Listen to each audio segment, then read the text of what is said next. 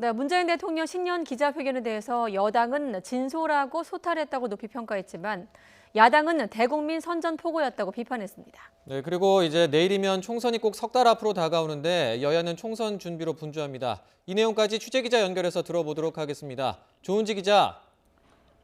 네, 국회입니다. 네, 대통령 신년 기자회견에 대한 여야 반응 역시나 완전히 다르네요. 네, 사안마다 늘 그렇지만 이번에도 역시나 평행선입니다. 먼저 민주당은 상생도약이라는 신년 전국구상을 알리기 위한 자리로 문재인 정부 국정운영 전반에 대한 폭넓은 대화가 이뤄졌다 이렇게 높이 평가했습니다. 이재정 대변인은 문 대통령의 다짐을 확인했고 공감한다면서 혁신과 포용, 공정과 평화를 위한 과제를 국회가 뒷받침해야 한다고 강조했습니다. 반면 보수 야당에서는 날선 반응이 나왔습니다. 한국당은 국정 실패를 인정하지 않고 민심을 저버린 대국민 선전포고라고 비판했습니다. 전희경 대변인은 등 돌린 국민에게 환심을 사겠다는 자화자찬 소통쇼는 허무하기 짝이 없다고 했는데요. 바른미래당은 반성은 없고 망상만 있는 신년 기자회견이었다며 벽두부터 국민에게 스트레스를 준다고 꼬집었습니다. 새로운 보수당은 몽상가 대통령이 가짜뉴스를 주입한 90분이었다며 문 대통령의 거짓 국정홍보 시간이었다고 일축했습니다. 정의당은 솔직하고 소탈한 태도는 긍정적이라면서도 적극적인 한반도 관계 해법과 강력한 부동산 대책을 주문했습니다. 대한신당은 담대하고 신선한 국정 동력을 제시하는 데 미흡했다고 평가했고 민주평화당 역시 무난했지만 손에 잡히는 대책도 의지도 없었다고 지적했습니다. 네, 그리고 어제 이제 본회의 법안 처리도 끝났고 이제 정치권의 관심은 온통 총선에 집중돼 있을 것 같은데요. 어떻습니까?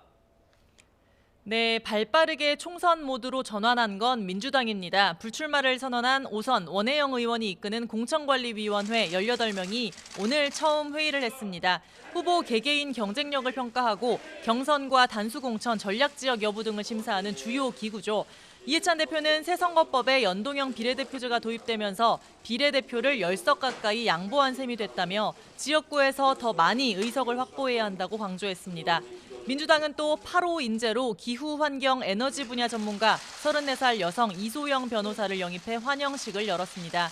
기존 인재 영입과 별도로 내일은 관료 출신 3명이 동시에 입당하고 총선 1호 공약도 발표할 예정입니다. 이래저래 총선 레이스에서 단연 돋보이는 행보입니다. 네, 그리고 야당은 아무래도 보수 통합의 사활을 거는 분위기죠. 네, 중도 보수 통합을 내건 혁신통합추진위원회 혁통위가 출범 선언 닷새 만인 오늘 처음 모였습니다. 한국당과 새로운 보수당은 물론 보수 시민사회단체 등의 대표자 14명이 통합신당 방향을 모색했는데요. 박형준 위원장은 무모하고 무도하고 무지한 산무 정권을 심판할 강력한 정치적 도구를 원하는 국민이 많다면서 출범 이유를 설명했습니다. 통합 방식과 신당 창당 방향 등을 놓고 당장 내일 2차 회의를 여는 등 밀도 있는 논의가 기대됩니다. 이들이 잠재적 동반자로 염두에 둔 안철수 전 국민의당 대표는 메시지를 내고 야권 통합은 세력 통합이 아닌 혁신이 우선이라며 정치공학적인 통합 논의에는 참여할 생각이 없다고 선을 그었습니다. 이런 가운데 한국당은 비례전문 위성정당 창당 계획이 선관위 문턱에 걸려 새로운 대책을 찾느라 분주한데요. 선관위가 손바닥 뒤집듯 입장을 바꿨다며 생각 중인 비례정당 이름 후보는 아직 충분히 많다고 경고했습니다. 지금까지 국회에서 YTN 조은지입니다.